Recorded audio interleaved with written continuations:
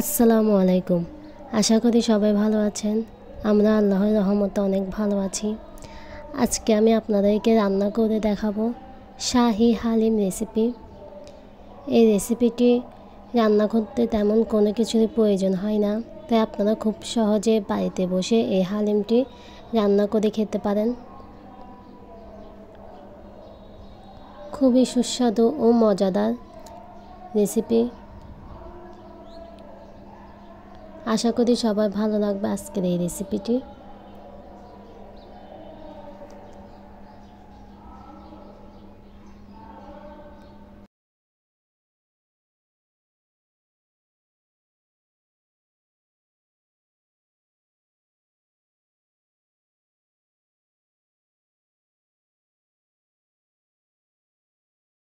আমি এই শাহি হালিমটি রাঁধুনি হালিম মিক্স দিয়ে বানাবো।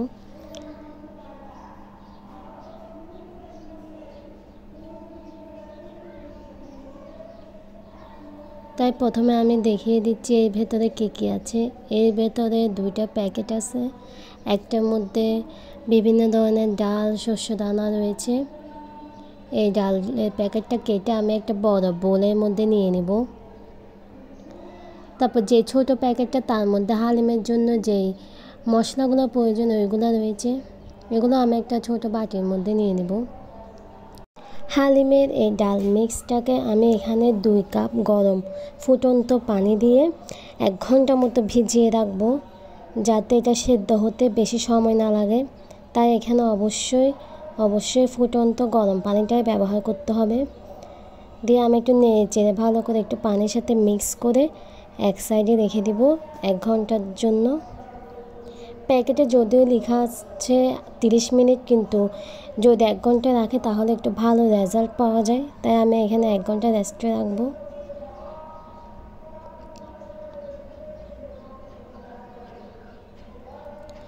তারপর আমি একটা বড় হাঁড়ি দিয়ে দিয়েছি চুলায়। তার মধ্যে আমি 1/4 কাপ সয়াবিন তেল ও 1 কাপ পেঁয়াজ দিয়ে দিয়েছি। পেঁয়াজগুলোকে এখন ভালোভাবে বেরেস্তা করে নিব।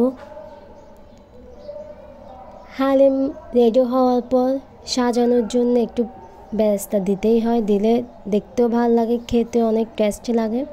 তাই আমি প্রথমেই পেঁয়াজগুলোকে বেরেস্তা করে নিব।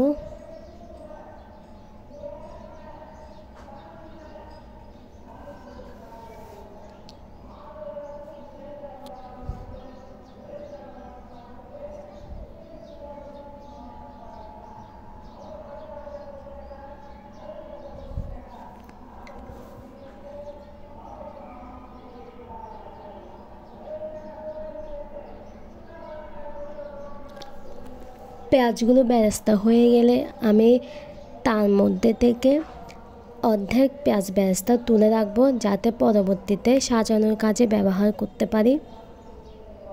যদি আপনাদের আমার আজকের এই রেসিপিটি ভালো লেগে থাকে তাহলে প্লিজ আমার চ্যানেলটা সাবস্ক্রাইব করে আমার পাশে থাকবেন।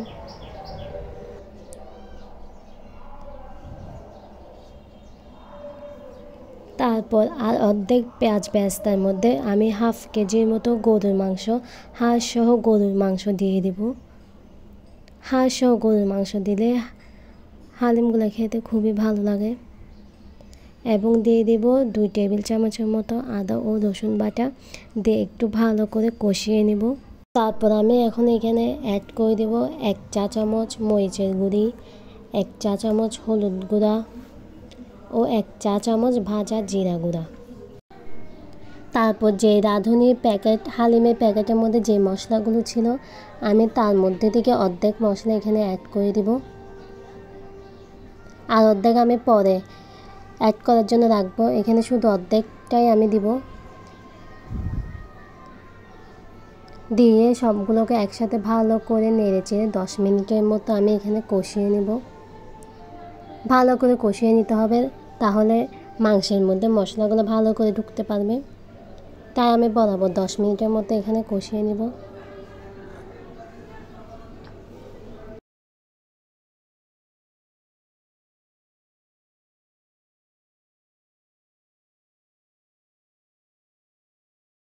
10 মিনিট পর কষানো হয়ে গেলে এখানে আমি 1 কাপের মতো গরম পানি দিয়ে মাংসগুলোকে সিদ্ধ হওয়ার জন্য রেখে দিব। এখানে অবশ্যই গরম পানিটাই ব্যবহার করতে হবে, কোনো অবস্থাতে ঠান্ডা পানি ব্যবহার করা যাবে না।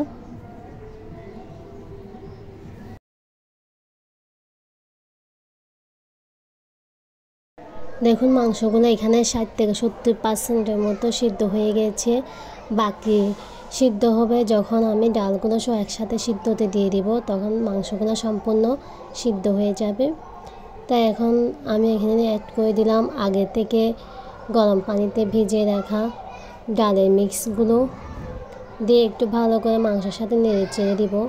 ও এখানে আমি ডালগুলো সিদ্ধ হওয়ার জন্য ব্যবহার করব 5 কাপের মতো সিদ্ধ গরম পানি। এখানে অবশ্যই গরম পানিটা দিতে হবে, কোনো অবস্থাতে ঠান্ডা পানি ব্যবহার করা যাবে না। দিয়ে একটু নেড়ে চেড়ে আমি এখানে 1.5 ঘন্টা মতো এগুলোকে একটু সিদ্ধ করে নেব। 1 ঘন্টা পর মনে হবে আপনার ডালগুলো সিদ্ধ হয়ে গিয়েছে, কিন্তু দেখবেন না সিদ্ধ হয়নি, চাপ দিলে কেমন দানা দানা লাগবে। ওই 1 ঘন্টা পর আমি এখানে অ্যাড করে দেব বাকি থাকা মশলাগুলো। বরাবর 1.5 ঘন্টা পর আমার হালিমটা সম্পূর্ণ রেডি। এখন আমি গরম গরম পরিবেশন করে একটু সাজিয়ে নেব। যা যা উপকরণ আমি প্রথম থেকে রেডি করে রেখেছি হালিমকে পরিবেশন করার জন্য, তা দিয়ে আমি এখানে হালিমগুলোকে সাজিয়ে নেব। তাই প্রথমে আমি একটা বাটিতে পরিমাণ মতো হালিম নিয়ে নিচ্ছি।